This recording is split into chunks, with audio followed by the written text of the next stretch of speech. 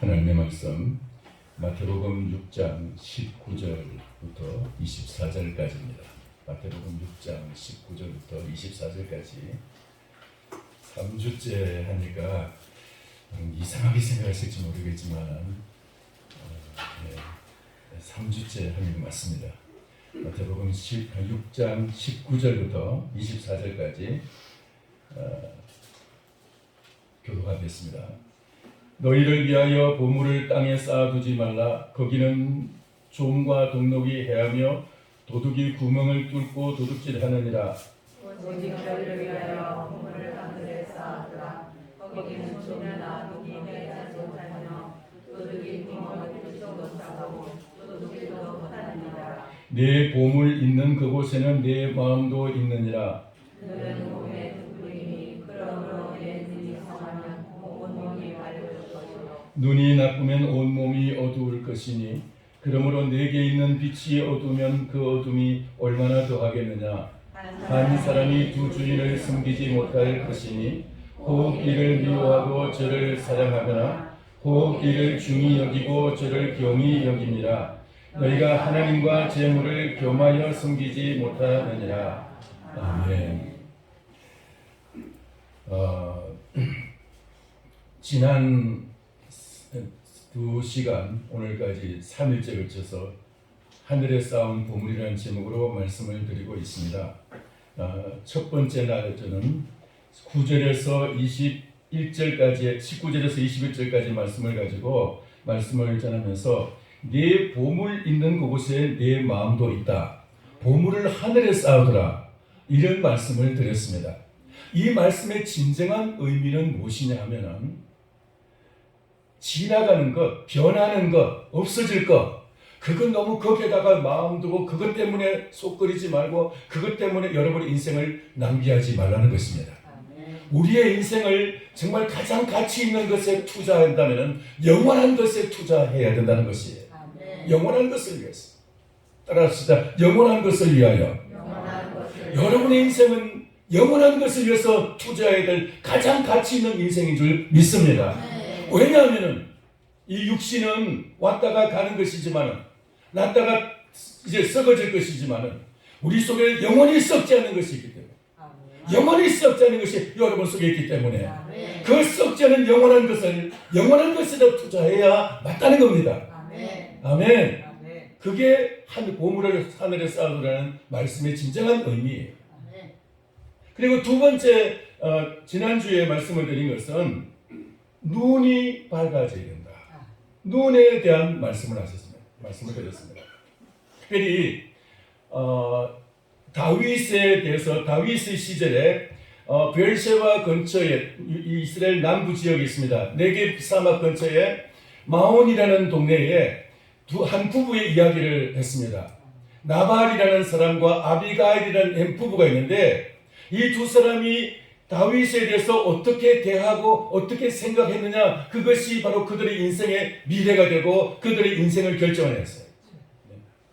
나발은 그 당시 실권자였던 당시의 왕이었던 사울 왕을 지지하고 왕에게 도망다니는 다윗에 대해서 대단히 아주 무시를 했어요.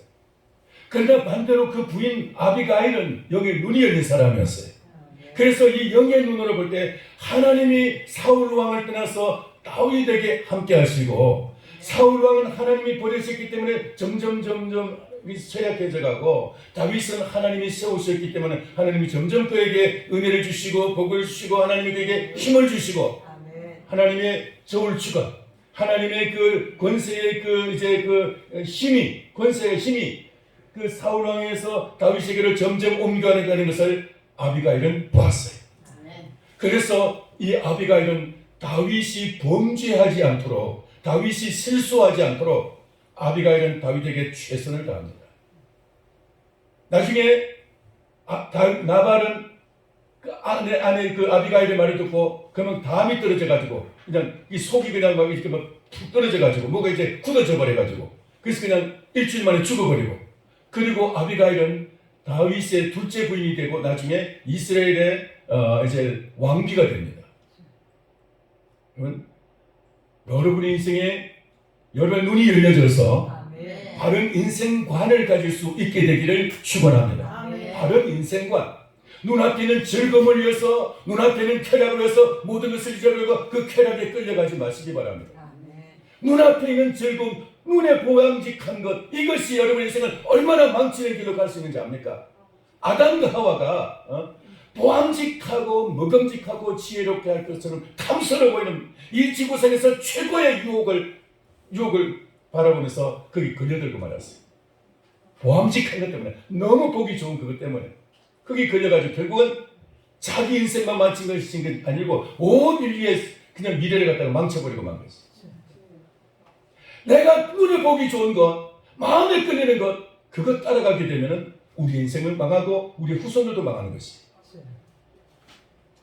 우리가 하나님 앞에서 올바른 인생관을 가지고 올바른 의의 길을 갈 수 있게 되기를 축원합니다. 눈에 밝은 사람은 그 길이 보이는데, 그 길이 우리 속에 들어오는데, 예수 그리스도가 우리의 길이 되시는데, 할렐루야. 그리스도의 길을 따르는 사람은 영원히 영생의 길을 가게 되고, 이런 올바른 인생의 관점이, 눈으로 보는 그 관점이 생겨야 되는 것입니다. 눈에 보이는 대로 이것이 좋은가 저것이 좋은가, 이게 즐거운가 저것이 즐거운가, 이게 행복할까 저게 행복할까, 여기에 끌리지 마시고 예수 그리스도가 이끄시는 그 길을 따라서 우리가 올바른 길을 가게 될 때 여러분 우리는 영생의 길을 가게 될 뿐만 아니라 우리의 후손들에게 복을 물려주게 될 줄 믿습니다. 올바른 인생관을 가져야 된다. 눈이 밝아져서 올바른 인생관이라는 말은 관자예요.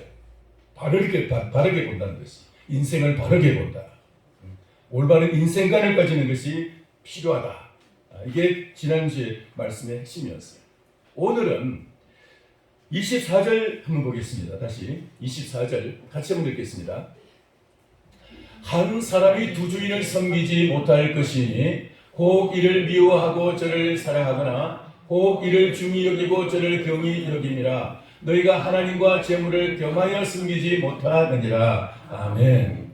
한 사람이 두 주인을 섬기지 못할 것이니, 여러분 한 주인은 여러 종들을 하인들을 거느릴 수가 있지만은 한 하인은, 한 종은 여러 주인을, 두 주인을 섬길 수가 없어요. 반드시 어느 하나에 치우치게 돼 있어요. 그런데 여러분 우리의 인생도 그와 같이 우리의 인생에 주인이 있다는 것입니다. 주인이 있다. 여러분, 아니 나는 내 인생의 주인이라고, 특별히 이 현대에 사는 사람들은, 특별히 인터넷을 하는 사람들은 자기가 자기 인생의 주인이라는 강력한 그런 이제 그 관점을 가지고 그렇게 살아가고 있어요. 어떤 절대적인 것, 절대적인 의, 절대적인 선, 절대적인 어떤 그 기준 그거 없어요. 그냥 모든 것이 다 상대적이고 모든 것이 보는 대로 이게 좋을까 저게 좋을까, 모든 것이 다 상대적이에요. 모든 것이. 특별히 인터넷 시대는 더해요. 누구도 절대적인 선, 절대적인 의로우신 하나님 뭐 이런 거 인정을 안 해요. 다 자기가 최고예요. 자기가 주인이에요. 자기가 주인. 그러나 속지 마시기 바랍니다. 우리의 인생에 내 마음을, 나의 인생을 끌고 내 인생을 다스리는 누군가 주인이 있다는 사실, 그걸 깨달아야 하는 것이죠. 할렐루야. 근데 여기 오늘 24절 보면은 한 사람이 두 주인을 섬기지 못할 것이니, 인생에 두 주인이 있는데 그 두 주인 중에서 누군가를 이제 치우치게 돼 있고 누군가를 선택하게 돼 있는데, 근데 마지막에 보니까 그 두 주인이 누구냐?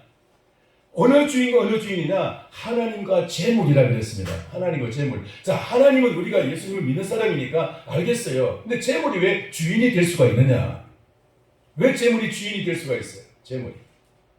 그것은 이 지구상에 살아가는 사람들에게 모든 가치의 기준은 돈으로 계산이 됩니다. 돈으로. 모든 거래는 다 돈으로 계산이 됩니다. 근데 돈도 옛날과 지금, 이제 옛날부터 지금까지 돈의 이제 그 형태는 달라졌어요. 어떤 시대는 납을 가지고 돈을 만들었어요. 그래서 썼어요. 그래서 엽전이라고, 엽전. 지금도 엽전이라는 말이 우리에게 남아있어요. 어떤 시대는 꿀이려서 돈을 만들어서 썼어요. 그래서 동전이라고 그랬어요. 지금도 우리에게 그 말이 남아있어요. 이제 금이나 은으로 돈을 만들어서 쓰기도 했습니다. 그러다가 드디어 종이로 돈을 만들어 쓰는 시대가 됐어요. 이 지전이라 그래요. 지폐라고 말하죠. 근데 종이로서 이제 얼마 해가지고 찍어내서 이제 돈을 찍어내서 이제 그걸 사용하는데, 그런데 이제 그 시대가 조금 지나가지고 또 이제 그 종이에다가 액수가 이제 딱 정해져가지고 이렇게 종이를 쓰는 그런 이제 은행권, 이제 뭐 한국은행권 해가지고 우리나라 돈 이제 그 쓰는 시대에서 수표 쓰는 시대가 됐죠. 수표 이제 얼마를 찍어가지고 그 적힌 액수대로 이제 또 가치가 달라져. 그러다가 지금은 그 시대가 조금 달라져가지고 어떤 시대가 됐느냐? 망가지고 왔는데, 죄송합니다. 가지러 갔다가 잊어버렸어요. 죄송합니다. 저게 핸드폰 제 거거든요. 이 핸드폰에 은행 앱을 깔아가지고 애플리케이션을 깔아서 이제 여기다가 이제 은행 폰뱅킹이라고 그러죠. 그 업무를 보면서 저 카드가 있습니다. 종이로 이제 여러분 쓰는 그 카드, 신용카드 같은 카드가 있는데 그걸로 하면은 하루에 1,000만 원까지 거래가 할 수 있어요. 이제 폰뱅킹을 할 때. 근데 그거 말고 또 요만한 또 OTP라는 또 카드가 있어요. 요만하게 생겼어요. 근데 그걸로 하면 10억까지 거래를 할 수가 있어요. 하루에. 엄청나죠. 그죠? 그러니까 핸드폰 가지고 은행 거래를 거의 뭐 하는 거예요. 그냥 다 웬만한 거래는 다 할 수가 있는 거예요. 은행은. 요즘 그런 시대가 됐죠. 그죠? 그만큼 만약에 10억이라는 돈을 짊어지고 다닌다면 옛날에 그 납시대에 구리로 돈을 만든 시대에 그런 시대에 만약에 그런 10억이라는 돈을 가지고 다니면 얼마나 되겠어요? 차로 싣고 다녀야 되겠어요. 근데 지금은 그냥 간단하게 그냥 그 핸드폰 가지고 그냥 조금만 조작하면 바로 그냥 10억이라는 돈이 그냥 바로 거래가 되는 거예요. 간단하게. 그러는 시대가 됐는데 지금은 그보다 더 훨씬 더 발전해가지고 또 이제 뭐 디지털 화폐 또 다른 이제 거래 수단이 또 생기고 있습니다. 제가 그 부분을 아직 경험을 안 해서 제가 잘 모르겠어요. 자, 그런데 이와 같이 돈이라는 것은 이 세상의 모든 거래의 중심에 있습니다. 돈은 모든 가치를 결정하는 가치를 이제 정하는 기준에 있어요. 그래서 뭐 이것이 얼마짜리냐? 예를 들어서 소 한 마리하고 돼지 한 마리를 그냥 바꾸는데 만약 이것이 그런 돈의 돈으로서 가치를 계산하지 않는 한 마리 한 마리 같이 바꿔버린다면은 어떤 사람은 억울해할 수 있을 거예요. 그런데 이건 얼마짜리고 이건 얼마짜리다 하고 그것을 이제 그 가치를 따라서 계산하고 차액을 만약에 지불한다면은 전혀 억울할 거 없어요. 왜요? 그 가치에 따라서 돈을 더 보태면 되니까. 오늘날 이 시대는 그렇게 이 돈이 이 사회를 살아가는데 가장 중심에 있습니다. 돈은 인간에게 필요해요. 성도들에게도 필요해요. 교회에도 필요합니다.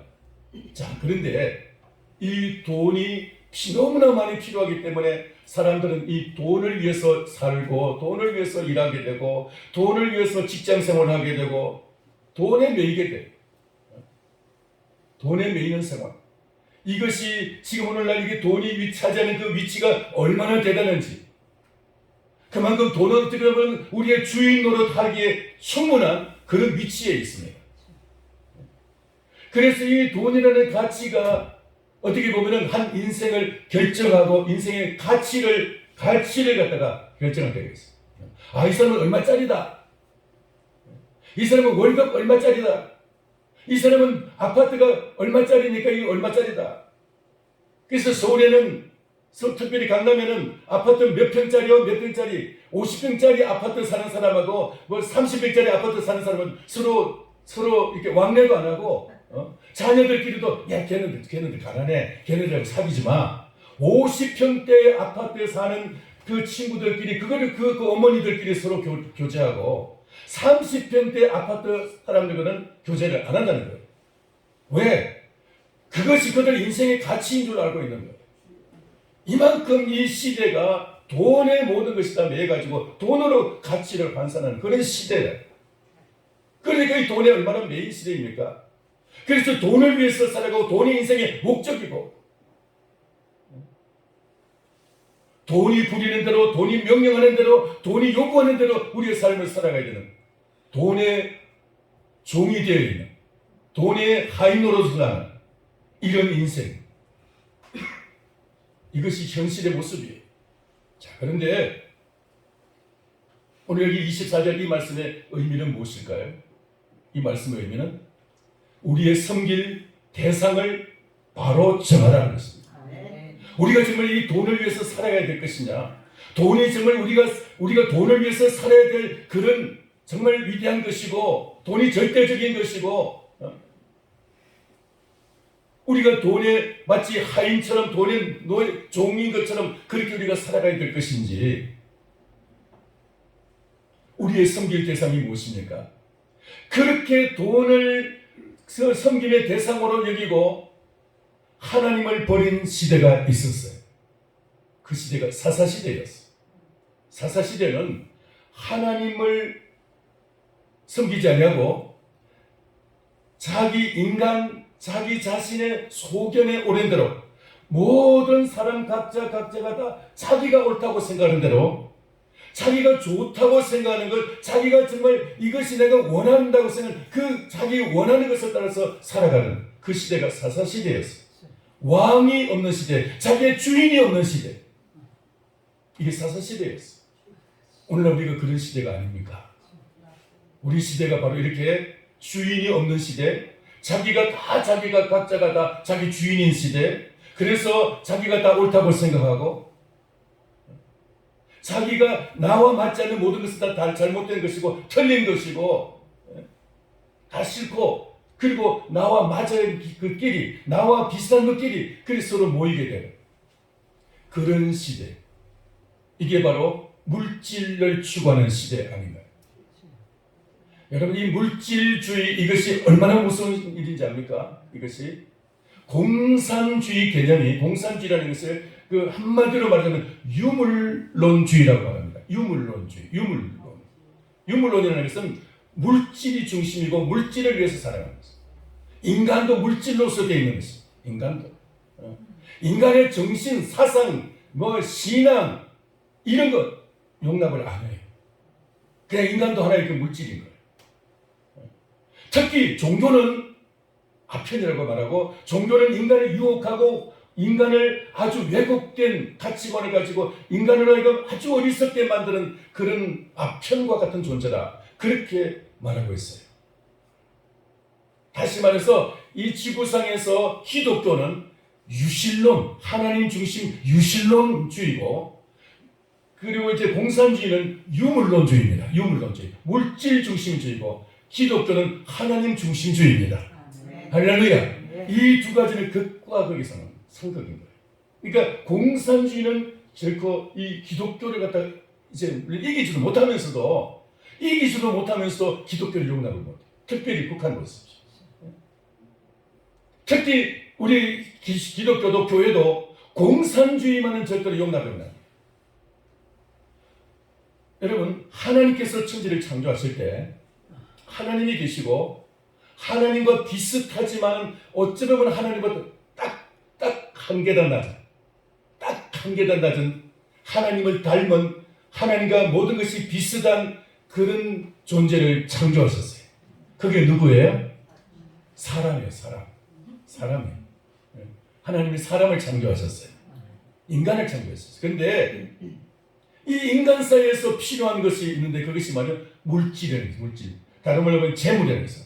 다른 말로 하면 요즘 우리 말로 돈이에요. 돈. 돈이 필요한 시대이고, 돈이 정말 우리 사회에서 너무나 좀 필요한 것이에요. 자, 그런데 인간은 지금 이 세 가지를 갖다가 하나님, 사람, 돈, 물질, 재물, 이렇게 되어 있는데, 사람을 위해서 재물이 필요하고, 이 재물은 사람을 섬겨야 되는 것이에요. 재물을 위해서 존재해야 되는 거예요. 근데 지금 공산주의자는 신은 없다. 신은 이제 없애버리고 이 물질주의, 물질을 중심이기 때문에 물질이 이제 그 위에 올라간 것이에요. 이게 이 가치가 하나님, 사람, 물질이 뒤집어진 거예요. 물질, 인간, 신, 이렇게 뒤집어진 것이 공산주의 사회. 그게 존재하겠어요? 70년의 공산주의가 시작한 지 70년 만에 전 세계 공산주의가 거의 다 괴멸됐는데, 지금 중국은 절반 정도 공산주의 지금 하고 있어요. 공산주의. 경제적으로는 자본주의를 그대로 도입하고 지금 이제 정치적으로만 공산주의로 나가고 있어요. 딱 지금 전 세계 지금 남은 나라는 북한만 남았어요. 북한. 다른 나라들은 공산주의 비슷하지만 거의 지금은 다 그냥 흐지부지 됐어요. 뭐 쿠바라든가 다 마찬가지. 동유럽도 마찬가지고. 그런데 이런 상황에서 하나님께서 오늘 여기 24절 말씀, 한 사람이 두 주인을 섬기지 못할 것이니 이를 미워하거나 저를 사랑하며 혹 이를 중히 여기거나 저를 경히 여길 것이다. 예. 너희가 하나님과 재물을 겸하여 섬기지 못하느니라. 다시 말해서 우리가 진정으로 섬겨야 될 것이 뭐냐? 하나님 안 섬기면 물질 섬기게 되는 거예요. 여러분 인생의 주인은 누구십니까? 사사시대와 같이 우리가 물질 중심으로 살아야 될까요? 그런 시대는 혼란의 시대고 암흑의 시대인 것입니다. 중세 시대를 사람들은 암흑 시대라고 말하는데 그렇지 않습니다. 중세 시대는요 하나님 중심주의 시대였어요. 물론 그 시대는 인간의 이성이나 어떤 사회적인 어떤 발전 이런 것도 잘 안 했지만은 정말 그래도 경건하게 하나님을 잘 믿으려고 하던 그 하나님 중심의 그런 이제 사상을 가지고 있었어요. 그 시대. 그런데 사사 시대는 하나님보다도 다 자기 멋대로 자기 하고 싶은 각자 자기가 주인이고 자기가 다 왕이. 자기 옳은 대로 자기 소견에 옳은 대로. 이게 오늘날 우리 시대도 마찬가지. 이런 시대에 복음이 더 잘 전파되기 힘들지만은 그럼에도 불구하고 저와 여러분 우리의 주인이 계시다는 사실. 우리의 주인이 계시다는 사실. 우리에게 우리를 창조하시고 하늘과 땅을 창조하신 분이 또 죄와 사망 가운데서 우리를 저주 가운데서 우리를 구원하신 분이 우리의 주인이시라는 사실. 여러분 주인의식을 확실하게 가지시기를 바랍니다. 내가 주인이라는 주인의식이 아니라 나의 주인 되시는 분이 계시다는 이 주인의식. 그분을 진정으로 내가 주인으로 섬길 때 그분을 정말 주인으로 우리가 인정할 때 그때 우리는 이 세상에서 주인 노릇을 할 수가 있어요.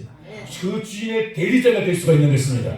내가 만약에 그 주인을 버리고 물질을 내가 주인처럼 섬기게 되면은 물질을 따라가고 제 돈을 따라가게 되면은 인생은 노예가 되고 말아요. 인간은 노예가 되는 것이죠. 우리는 북한 보십시오. 북한 그렇게 물질 중심으로 그렇게 막 모든 정책이 다 그 방향을 하고 하나님을 없애고 교회도 없애고 탄압을 하니까 어떻게 됐습니까? 남한과 북한은 어떻게 보면 극과 극의 아주 좋은 대조점을 보여주고 있습니다. 원래는 북한이 더 잘 살았죠. 평양은 동양의 예루살렘이라고 불렸습니다. 특별히 복음이 북한에 더 많이, 평양에 더 많이 전파되었습니다. 우리 장로교회 신학교가 원래 평양에 세워져 있었습니다. 주일날이면 평양에서는 시장에 거래가 되지 않았어요. 시장이 서지 않았어요. 왜요? 다 주일날 교회를 다니니까. 그만큼 좀 경건했던 이 도시가 우상숭배를 가결하는 장로교 총회가 이제 그 평양 장대행교회에서 있으면서 그 우상숭배 일본 그 천황을 신으로 섬기는 그러니까 가결을 하고 나니까 그만 이 평양이 그만 우상숭배의 본거지가 되고 그 지금 그 70몇 년을 갖다가 지금 이제 공산주의가 지배를 하고 있어요. 우리가 하나님 앞에 회개할 때 하나님께서 이걸 회복시키는 역사가 있게 될 줄 믿습니다. 하나님과 재물과 하나님 이 두 주인의 싸움, 이 싸움에서 여러분 믿음으로 주님을 바로 섬기는 참 믿음의 승리가 있기를 축원합니다. 하나님을 바로 섬기는 사람은 하나님의 창조의 그 은혜가, 창조의 그 권능이, 창조의 그 모든 하나님의 은총이 우리에게 저와 여러분에게 임하게 될 줄 믿습니다. 하나님은 창조하시면서 모든 것이 보시기에 좋았더라 그랬습니다. 보시기에 좋았더라, 보시기에 좋았더라, 보시기에 좋았더라. 아멘 할 때까지. 그 보시기에 좋았던 하나님을 주인으로 인정하는 사람에게 그 하나님 보시기에 좋은 것이 이 땅에 임하게 되는데, 그런데 하나님을 배척하게 되면은 그 모든 좋은 것이 다 사라져버리고 눈에 보기에 인간의 눈에 의해서 따라가는 그 세계는 속임수예요. 마치 신기루와 같은 것이, 사막의 신기루와 같은 것이, 허상의 세계인 거예요. 그림자와 같은 것이에요. 여러분이 이 헛된 것을 따라가지 말고 물질이 지금 당장 눈앞에 있는 것이 그것이 나를 행복하게 할 것 같이 보인다고 거기에 속지 마시기 바랍니다. 우리가 돈을 따라가면 돈은 우리를 절대로 우리를 갖다가 주인으로 섬기지 않습니다. 돈은 절대로 우리를 갖다가 행복하게 해주지 않습니다. 우리가 하나님을 바로 섬길 때 하나님이 우리에게 필요하면 돈도 주시고 하나님이 필요하시면 건강도 주시고 필요한 것을 채워주실 줄을 믿습니다. 하나님이 주인이시요. 하나님. 창조주 하나님이 창조주 주인이세요. 구원주 주인이세요. 할렐루야. 주인 되시는 두 주인을 섬길 수는 없어요. 이 세상의 눈에 보이는 것 그것을 섬기는 사람은 자기가 주인인 양 착각하는데 아니 인간은 내가 지금 무언가에 지금 끌려가고 있다는 사실을 알았어. 어떤 사람은 돈에 끌려가지만 그것을 돈이 진정한 주인으로서 할 수 있습니까? 아니라는 거예요. 예수 그리스도가 참 주인 되시기를 축원합니다. 이게 정말 우리의 인생이 바로 세워지는 거예요. 우리가 섬길 분은 오직 예수 그리스도밖에 없어요. 그리스도만이 우리가 정말 영원히 우리를 영원한 저와 여러분의 영원한 우리의 존재를 영생의 길로 인도하실 줄 믿습니다. 세 가지 영원한 것 뭐예요? 하나님, 말씀, 영혼이에요. 영혼. 하나님은 우리의 영혼을 하나님의 형상을 닮은 영원한 존재로 창조하셨어요. 근데 육체는 영원하지 않아요. 육체는 땅에서 난 것을 먹고 살아가기 때문에 그냥 땅에서 돌아가게 돼 있어요. 그런데 우리 속에 영원한 것이 있어요. 그것을 키워야 되고 그것이 강해져야 돼요. 할렐루야. 그것은 하나님을 잘 섬기고 우리가 하나님의 말씀을 잘 듣고 묵상하고 말씀을 따라 살아가게 될 때 여러분의 영혼이 강해지게 되고 영혼이 성장하게 될 줄 믿습니다. 하나님의 말씀을 떠나서는 우리는 우리 속에서 영원한 것은 존재할 수가 없는 거예요.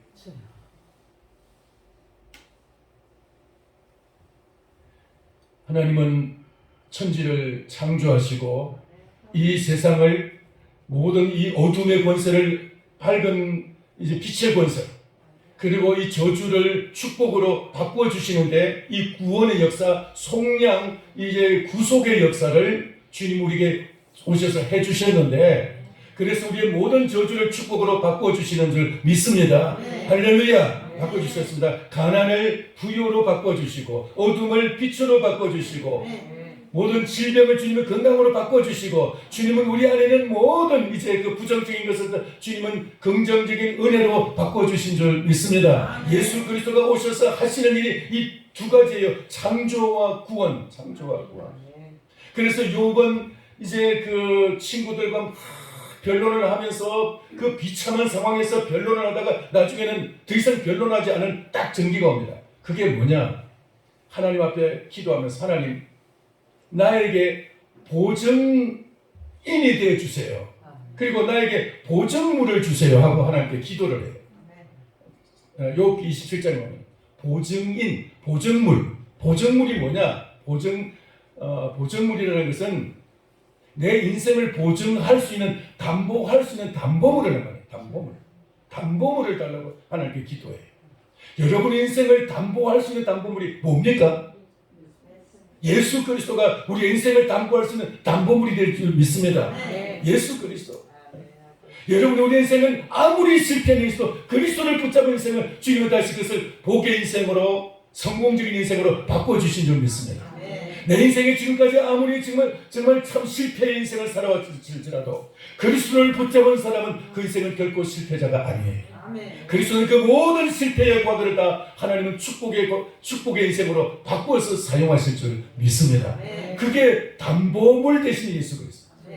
우리의 인생을 담보하셔서 그리스도가 우리의 담보가 되셔서 내가 마지막 이 위기에 몰렸을 때 이제는 정말 더 이상 어디 갈 수 없는 그런 완전한 이제 인생의 실패의 코너에 몰려 있을 때도 담보물 대신에 예수 그리스도가 내 인생을 딱 나타나셔서 내가 이 사람을 담보한다고.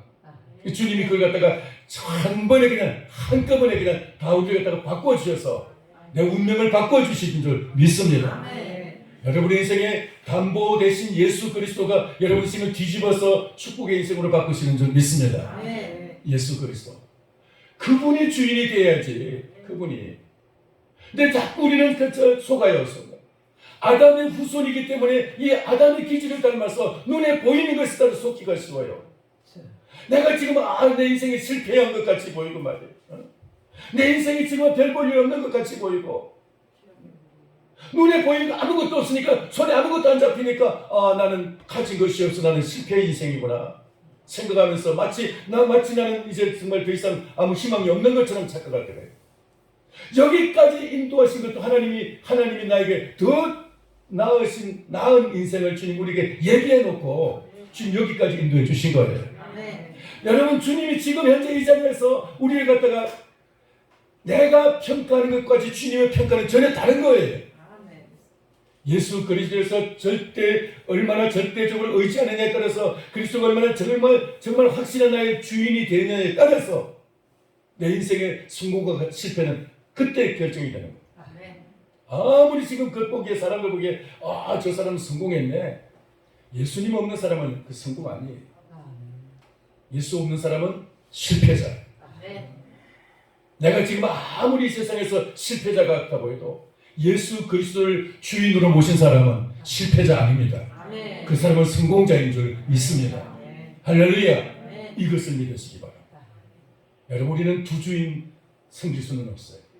내가 정말 예수 그리스도를 섬기는 사람은 정말 그리스도가 나의 주인이시라면 우리의 인생의 정말 모든 성패는 주인 예수님께 있습니다. 예수님 절대 실패하지 않으시는 분인 줄 믿습니다. 우리의 인생에 대해서도 내가 생각하고 계획하는 것보다도 전혀 다른 계획을 전혀 다른 예정을 주님은 하고 계시는 줄 믿습니다. 그분의 그 계획에 그분의 그 예정에 여러분을 맡기시기를 바랍니다. 할렐루야. 그게 주인을 바로 인정하는 거예요. 주인을 바로 인정하는 거예요. 내가 주인이 아닌데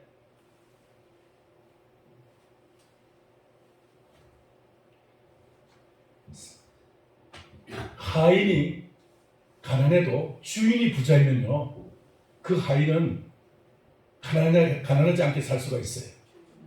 가난하지 않게 살 수가 있어요. 주인이 누구냐에 따라서 달라집니다. 여러분 인생의 진정한 참 주인 예수 그리스도였습니다. 그리스도를 여러분 오늘부터 새롭게 주인으로 섬기시기를 바랍니다. 새롭게 인정하시기 바랍니다.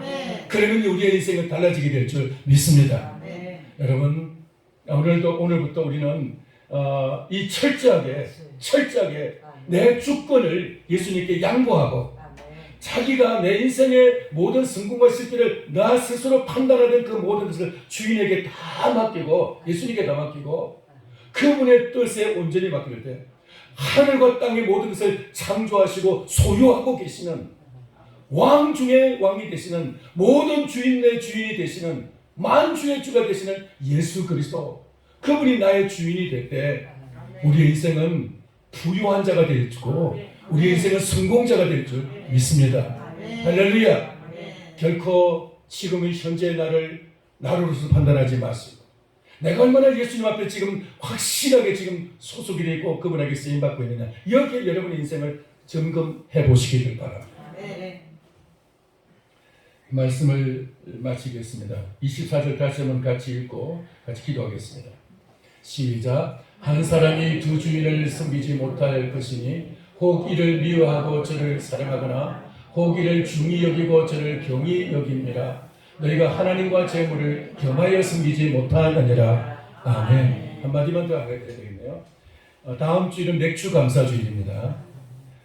레위기 23장에 보면은 7절기가 나옵니다. 여기 그래서 절기장이라고 하는데 거기에 보면은 이 맥주 감사절에 대한 그 절기 설명이 제일 길어요. 이 절기는 왜 하나님이 주시느냐? 하나님이 주인이시고 하나님께 감사를 가르치기 위해서 하나님이 절기를 주셨어요. 아멘.